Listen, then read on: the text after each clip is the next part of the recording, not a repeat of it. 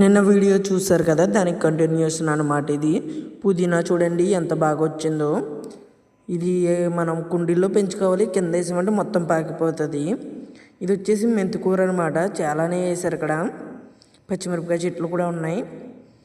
ఇది వచ్చేసి చిక్కుడుకాయ ఒక రకం అన్నమాట. చూడండి ఎంత సన్నగా ఉందో అది. అలాగే నేను టమాటా చెట్లు అనేవి చూపించాను కదా, కాయలకి రెడీగా ఉన్నాయి. ఇవి వచ్చేసి ఆల్రెడీ కాయలు కాసేసినాయి అనమాట. ఎలా కాసినాయి చూడండి, గుత్తులుగా అయితే కాసింది. చాలానే కాయలు అయితే కాసింది అనమాట. వీళ్ళు బాగా ఫెర్టిలైజర్స్ అవి ఇస్తున్నారు, హోమ్ ఫెర్టిలైజర్స్ మొత్తం. ఇది ఒక రకమైన చిక్కుడుకాయ అనమాట. ఇవి కూడా చాలా బాగా అయితే కాస్తున్నాయి. ఓకే, ఇక్కడ కూడా సేమ్ చుక్క కూర అవన్నీ ఉన్నాయన్నమాట. చాలా ఆకుకూరలు అయితే ఉన్నాయి.